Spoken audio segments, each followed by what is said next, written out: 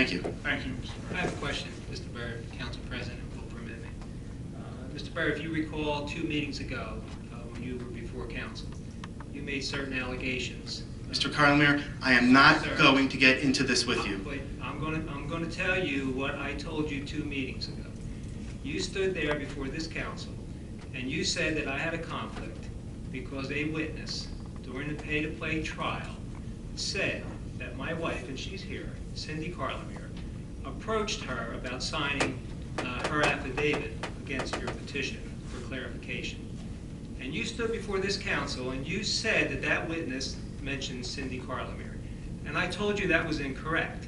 You continued to embellish your misstatement before this council by saying that I got up and objected. Mr. Carlemere, I am not going to get into back and forth with you. If you want to speak, run for council president. You're the solicitor. I'm not going to do this right now. And I told you at that meeting that I'll produce the transcript, which I'm sure you've read by now.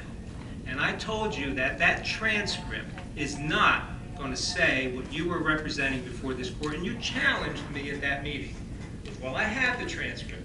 Mr. Byrd, would you like me to read it? No, I know what the transcript says. Lord. It says here, I'm not positive of the person, but that had asked me if he did sign, if I did sign. Who is this? That was your attorney asking the question. It was, I want to say, either Mary Ann or, and your attorney said Mary Ann who? I'm really bad at last names. It's Mary Ann, I believe, Coyle, or Cindy Clark. Okay, who are these women? Are they people your husband? There's no objection here. And you told this council that I immediately jumped up and objected. Well, you were there as well as I was, and I told you that you have to retract that statement to this council where you said I had a conflict and that my wife, Cindy Carlemere, had a conflict. You should apologize to the council and everyone else because you knew your statement was incorrect and it was a misrepresented, embellished statement before this council. Here's the transcript. I had no control over this transcript. It's produced by the court. Clearly, her name is not mentioned, and clearly, I gave no objection. Mr. Carlemere, I'm going to quote Councilman Mercado, I am not your punching bag. Yes, the transcript says what it says. Now it's my turn. You spoke, now it's mine. Listen, please. Okay? I sat here for the last 3 minutes and listening to you. Now I'll respond. There were 5 people in that courtroom who thought they heard Carlemere. If that's not what was said, fine. I'll retract it. But here's the point that I don't think any of you are picking up on. What was the other name mentioned?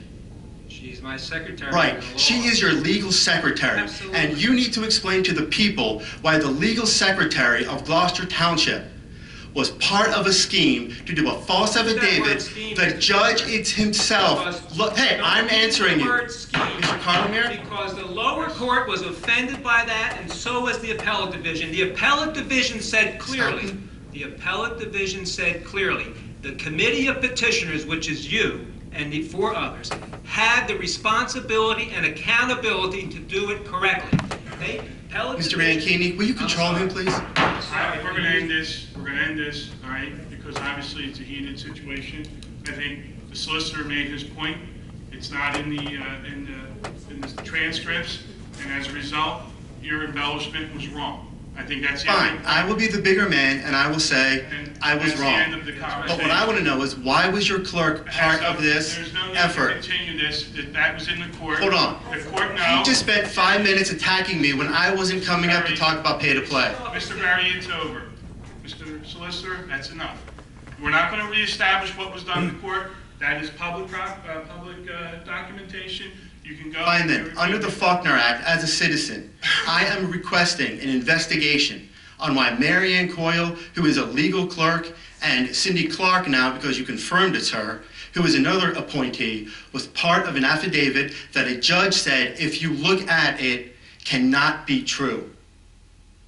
I am asking for an investigation on why the firm of Wade, Longwood, and Kennedy were behind these affidavits that a judge who I was told was a Pennsauken Democrat chair, so he's not friendly to us, had said are not true.